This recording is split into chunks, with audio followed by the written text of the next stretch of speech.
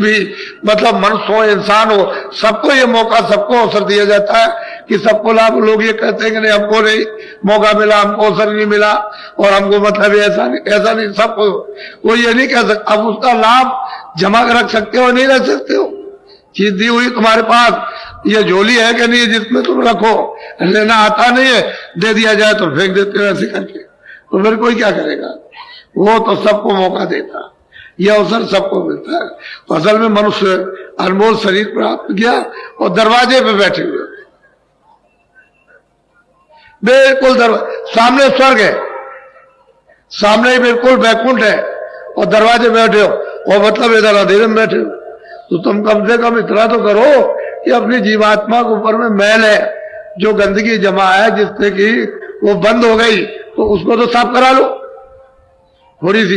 कुछ तुम भी मेहनत करो, कुछ जो बता रहा है, जो रास्ता चलाएगा, कुछ वो मेहनत कर देगा। तो दोनों की मेहनत से अतिशय रगड़ करे जो कोई, अनल प्रगड़ चंदन से हुई।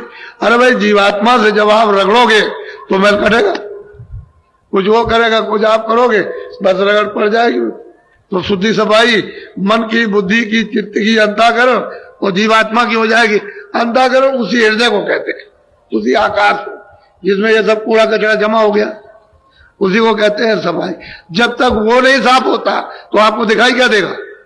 हाँ तो दरवाजे में बैठे हो और शरीर के बाहर बैठे हो, कोई शरीर के अंदर नहीं हो, लेकिन कूड़े कचरे की वजह से, यानी मतलब यह है कि दब गए, अब नहीं छोड़ सकते उस पर्दे को, कि उजले और आप दोनों का पर्दा एक मिल गया, जमा हो गया। अब इतना उससे संबंध उसका इसकी, तो दोनों का संबंध हो गया, बीच में वो दब गई। तो जीवात्मा तो चेतन है, वो तो जड़ है नहीं, उसमें तो आंख भी है, कान भी है, नाक भी। अब ये शरीर में काम लेने के लिए शरीर के कान, शरीर की आंख है, शरीर की नाक है। अगर ये नहीं रहेगी तो मतलब ये कि आप मतलब क्या देखोगे, क्या सुनोगे और क्या सूंघोगे। तो उसने बाहर से भी सुराख रखे ताकि बाहर की चीजों का बोध हो जाए, इसलिए चीज आपके पास सब कुछ है। उस दिल की उस आंख की जब हो जाती है तो देखो किस तरह से वो आकाश चमकता है। ये सूरज की रोशनी कुछ नहीं, आपको तो इसका ज्ञान है नहीं है कि भाई ये जीवात्मा में कितनी रोशनी है, कितना इसमें प्रकाश है। ये हजारों सूरज इस पृथ्वी पर उगा दिए जाए और ये यहां जाग करके खड़ी हो जाए तो ये सब सूर्यों का प्रकाश इस जीवात्मा के प्रकाश में छुप जाएगा। उस दरवाजे पर तुम बैठे हो और सब लोग बैठे उसी दरवाजे पर, लेकिन अब भेद न जानने के कारण, पता न होने के कारण आप मतलब दबे पड़े हुए हो। अब कोई जानकार अगर मिल जाए जो निकल गया, वो अगर मिले तो आपको निकाल ले, वो तो मिलता नहीं कहीं, इसलिए तुम भटकते हो और बस मतलब ये सोचते हो कहाँ मिलेगा, इधर उधर भगे, उधर भगे, उधर भगे। तो इसलिए आज ये पहला दिन है,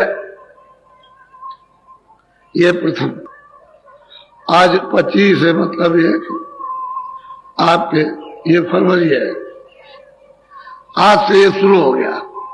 तो आप लोग बड़ी सावधानी से आओ, जितने भी अपने यहाँ प्रबंधक है, कर्मचारी है, मतलब ये ऐसे तो हमारा मन किसी से खराब नहीं, कोई किसी से भी खराब नहीं। अब आपका मन खराब हो जाए तो क्या हो, लेकिन हाँ ये नए नए लोग आते हैं तो क्या चाहते हैं कि भाई कोई जगह मिल जाए, क्या चाहते हैं कि भाई चलो गंगा स्नान करेंगे, थोड़ा बहुत पानी मिल जाए, चलो वहां 2, 4, 5 दिन 10 दिन रहेंगे। तो असल में चाहते हैं कि भाई दूर से आए हो तो आप थोड़ा बहुत एक दूसरे की सेवा, वो आपकी सेवा करेंगे। आप ये नहीं है कि आप ये समझते हो मैं यही रहने वाला ही मैं सेवा करूंगा, नहीं, वो जो आए हैं वो भी आपकी सेवा करेंगे, लेकिन जरा उनको बैठ तो जाने दीजिए।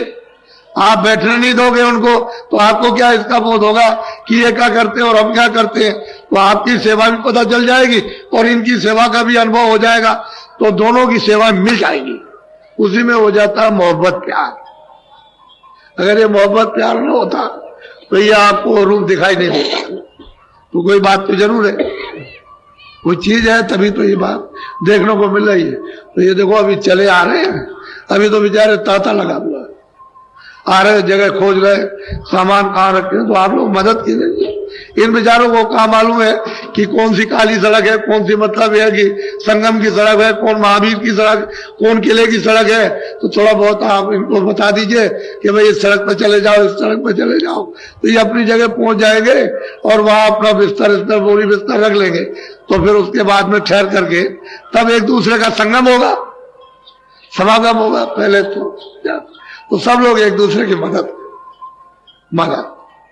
एक दूसरे की सेवा करो। असल में यह थोड़े दिन का हालात, इसको कहते हैं क्षणिक आनंद। अभी तो तुम दुख में फंसे हुए रो रहे हो, चिल्ला रहे हो, परेशान हो, तुम सोचते हो कि दवा से ठीक हो जाएंगे, हमको सुख मिल जाएगा, आराम मिल जाएगा। तो कहोगे हमने आपको धन से मिल जाएगा, उससे भी मिलने वाला है ही नहीं। कहोगे मकान से मिल जाएगा, कुछ नहीं, बाल बच्चों से मिल जाएगा, इनसे मिलेगा, उनसे विद्या। अगर मिल गया होता तो फिर लोग क्या चिल्ला पड़ते कि हमको मिल गया। राज करने वाले, कोई सेठ साहूकार, कोई खेती वाले, अगर इनको कुछ मिलते सब चिल्लाते, लेकिन वो कहते इसमें है ही नहीं। जब इसमें आनंद है ही नहीं, इसमें सुख है ही नहीं है, इसमें आराम ही नहीं, सुबह से लेकर शाम तक परेशानी। तो मेहनत तो आपने की है सारी थी, लेकिन उसका फल आपको कुछ नहीं मिला। क्यों? कि आपने उस मेहनत का दुरुपयोग किया। अगर सदुपयोग कर लेते तब तो आपको क्षणिक आराम, आपको क्षणिक आनंद मिल जाता, लेकिन आपने उसका सदुपयोग नहीं किया, दुरुपयोग कर लिया। तो इसलिए सबको दुख है। कोई आदमी ऐसा नहीं है जिसको बेचैनी ना हो, लेकिन अब यह है कि वो महात्मा फकीर मिले तभी तो हो सकता है, ऐसे नहीं होगा। तो ये मनुष्य रूपी मंदिर में दोनों आंखों के बीचों बीच ये जीवात्मा बैठी है और उसमें तीसरी आंख है। कैसे आप लगा सकते हैं कि तीसरी आंख नहीं है? अगर नहीं होती तो रामायण झूठी हो जाएगी। ये जो और किताबें धार्मिक है वो फकीर महात्माओं की सब झूठी हो जाएगी, लेकिन वो तो चीज है। जब है चीज तो फिर यह है कि आपको भी मिल सकती है। ऐसा क्यों कहो कि हमको नहीं मिलेगी? मिल जाएगी, लेकिन जिसके पास वो चीज होगी दे देगा आपको। उसकी आपको प्रतीक्षा करनी, उसके पास तक पहुंचने की जरूरत है। उसके पास तक पहुंच गए तो चीज मिलेगी। जिसके पास जो चीज होगी वही देगा। इसलिए आप लोग दूर दूर से चल करके आए और चले आ रहे हैं, और ये निरंतरता था आज और कल, दोनों दिन पूरा लगा रहेगा। इसको ऐसा मत समझिए ये महामानव कुंभ लगने जा रहा। हम आपको इसी मैदान में आपकी दृष्टि के सामने दिखा देंगे कि ये बता देंगे कि ये पुल से लेकर और यहां तक कोई जगह नहीं रह गई। ये इसको आप ध्यान में रखिए, आपके सामने ये चीज आ जाएगी। और मुझको देखिए, मुझे तो कोई घमंड नहीं, मैं तो आपका सेवक हूं, हमेशा सिर झुकाता रहता। मैं तो कोई महात्मा नहीं। मैं तो खुद कहता हूं कि ना कोई महात्मा ना कभी बना, ना कभी बनता हूं, ना भविष्य में। मैं तो आपका सेवक हूं। आप मुझको देखिए। आप तो एक आदमी की मेहनत उसको देखना चाहिए, सब बुद्धिजीवों को, और जो अनपढ़ है सबको विचार करना चाहिए कि एक आदमी कितनी मेहनत कर रहा, और किसके लिए? कि भाई तुम्हारी जीवात्माओं का भी कल्याण हो जाए और शरीर का भी तुम्हारा, जब तक इसमें जीवात्मा रहे उसको लाभ पहुंच जाए। तो आप शरीर का भी लाभ नहीं और जीवात्मा तो खड्डे में जा ही रही। तो चारों खानों में सीधी उसमें रास्ता आपने खोल लिया, सीधी नरकों में जा रही है। तो आपने नरक देखे? आपको तो पता भी नहीं, मालूम ही नहीं नरकों में आपको क्या होगा। लेकिन किताबें जिन्होंने देखा वो झूठी नहीं है। वो अपनी जगह पर उन्होंने जो कुछ देखा वो किताबों में लिख दिया, लेकिन देखने वाले के पास आप नहीं पहुंचे जो आपको बता देता कि देखो ठीक है ये असल चीज है, सब चीजें हैं। तो स्वर्ग के दरवाजे में बैठे हो, उधर तो उसका नाका है, इधर मतलब उसकी ये इधर की सीमा, तो दोनों के दरमियान में जीवात्मा बैठी हुई है। और कूड़ा कचरा गंदगी को जल्दी से जल्दी हटाओ। तो पहले तो शुद्धि करो इसकी, शरीर की शुद्धि। आज अभी आपको आदेश मिल जाएगा, वहां चलो, वहां स्नान करो और गंगा जी देवी जी के सामने ये प्रार्थना करो आप कि आज से हम सदा जो बाकी शेष जीवन हमारा जाएगा वो शाकाहारी होगा, शाकाहारी।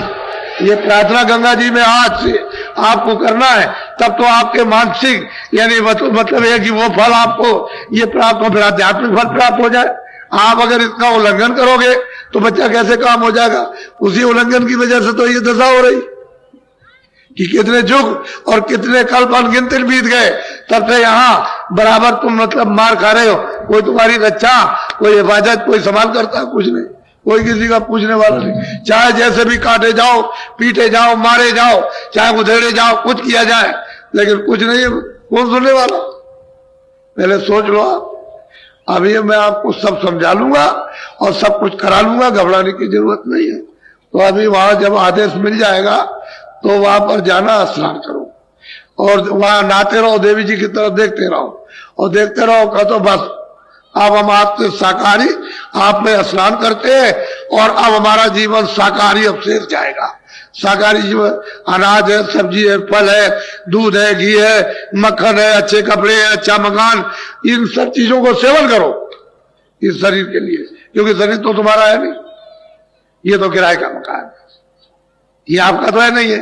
जो आप गरुड़ करते हो कि मेरा, आपका ये नहीं है। आप तो दूसरे के मकान में थोड़े दिन के लिए रखे गए हो और उसने कहा देखो मेरे मकान को यानी मतलब सुरक्षित रखना, तोड़ना फोड़ना नहीं, अंधा बहरा लूला लगड़ा मत करना, तुम रोगी इसको मत करना, स्वस्थ रखना, तो इसको खाना भी दो, कपड़े भी दो, दवा भी दो, सब कुछ दो, इसको निरोगी रखो और इसमें जो जीवात्मा बैठे उसे जगा लो, इसी के द्वारा उसको पहुंचा दो अपने घर में, अपने देश, अपने वतन में, अपने प्रभु के पास, वहां पहुंचा दीजिए।